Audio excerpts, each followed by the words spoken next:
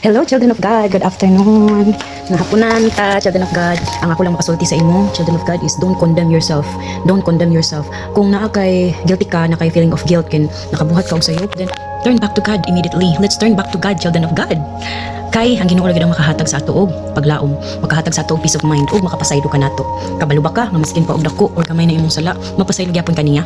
Once you will turn back to God, once you will surrender everything to God, and you'll repent your sins. Repent in the sense that you'll ask forgiveness to our Lord and never do it again. Dili pa ulahi ang tanan, children of God. Dili pa ulahi ang tanan. Tungod kay ang Ginoo nagahulat sa imo. Kung kanus ka mo surrender para sa iya. Kung kanus ka mo surrender, children of God, nga mo balik na dayon ka sa iya. Maninuod nagid kag pangalagad sa Ginoo. Imagine hapit na mahuman or moabot ang takna sa pagbalik sa atong Ginoo.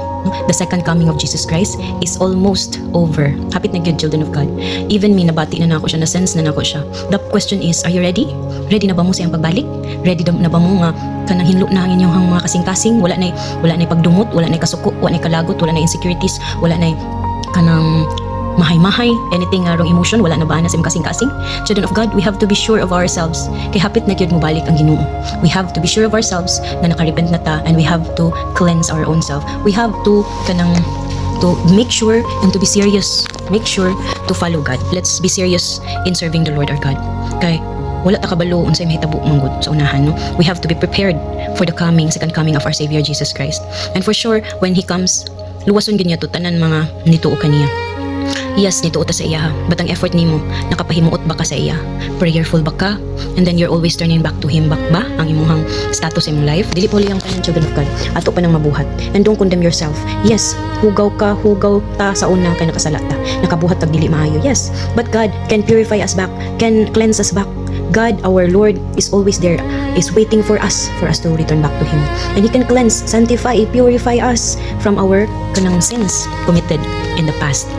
So dili na nato kikalimtan, children of God, nga mobalik sa ato ang manunubos o atong Creator nga si God the Father. They are one, God the Father and Jesus Christ. And with Jesus Christ, because Jesus Christ already went to heaven after His resurrection, then He used to live to us the Holy Spirit. So the Holy Spirit is dwelling in us. Only that the Holy Spirit has been neglected. The Holy Spirit has been ignored, because yes, we cannot see the Holy Spirit in our naked eye, because the Holy Spirit is a pure spirit, truly a pure spirit, and we cannot see it. We just can feel it, and once you will feel it, you will be ignited. Matingala lang kayo, will be amazed. No, if you are accepting the Holy Spirit, and if you are truly inviting the Holy Spirit to lead you, just say it like the way you say something to your Holy Spirit, like, lead me, Holy Spirit, lead me to the right path. Simple as that. The Holy Spirit is just waiting for us to invite Him, to invite the Holy Spirit, as always and daily in our daily lives, as always in our daily lives. So our God is a trio. They're a holy trio. There's no such thing as Trinity. Yes, I haven't seen that one in the Bible.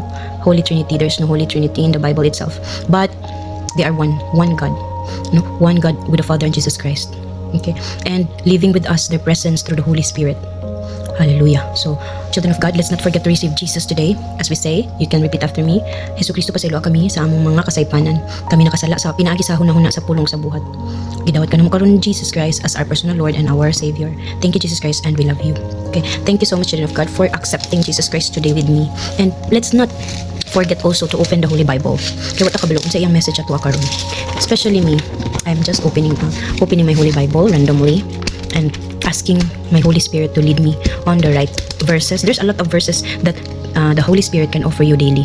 There's a lot, and one of those many can be can be an inspiration, can be a solution to a certain problem we have in a day. So are you excited? I'm always excited, especially if we talk about the Word of God. So our Bible verse for today comes from the book of comes from the book of Matthew 4 verses 1 to 11. Hallelujah.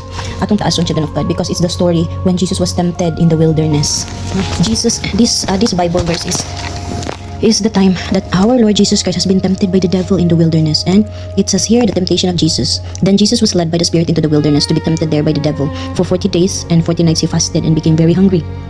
40 days and 40 nights. So meaning 24 hours si Jesus nagfasting ani. Probably Uhaw na kay si Jesus. Gutom na gid kay siya for 40 days, 24/7. No, nag-fasting si Jesus, hallelujah. During that time, the devil came and said to him, "If you are the Son of God, tell these stones to become loaves of bread." But Jesus told him, "No, the scriptures say, people do not live by bread alone, but by every word that comes from the mouth of God." Hallelujah. If we only declare this, children of God, and we are under fasting, we will never feel hungry. Our Holy Spirit will gonna fill in our soul, mind, and body with the power that is God-given. Hallelujah. And then let's continue. Then the devil took him to the holy city Jerusalem, to the highest point of the temple, and said, "If you are the Son of God, jump off, for the scriptures say, He will order His angels to protect you, and they will hold you up with their hands, so you won't even hurt your foot on a stone." Jesus responded, "The scriptures also say, you must not test the Lord your God." Hallelujah. So we will not, children of God, will not kanang test God na kani Lord, kung maayo ka, kung ikaw gid ang Ginoo, buhatan ni para sa akong kinabuhi. So we will not test that way our Lord God. Then let's continue. Next, the devil took him to the peak of a very high mountain and showed him all the kingdoms of the world and their glory. "I will give it all to you," he said, "if you will kneel down and worship me." "Get out here, Satan," Jesus told him, "for the scriptures say, you must worship the Lord your God and serve only Him."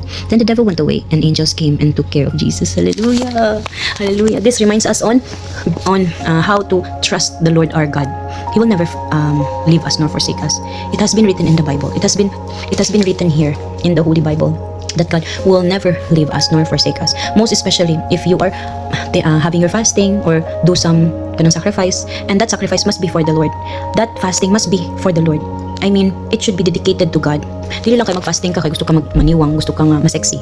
That's not godly anymore. Instead, we will do fasting and pray that we will be getting near to God, we'll be more closer to God through that sacrifice. And surely the angels of the Lord that is assigned to us will never leave us, because that angel is always beside us. The angels from the myriads of angels coming from the Lord has been assigned to us, not just only one, not just only two, but many. As long as you need many and you'll declare it and you'll ask it from the Lord, then surely He will supply it to you. He will give it to you. He will assign more than 2 angels for you and for your family in Jesus' name. So, children of God, with this Bible verse nga atong nauklab karon, keeps us reminded that we should not be foolish. We should always ask God's wisdom. No? Even though you're under fasting, fasting kasi Jesus anya for 40 consecutive days and nights.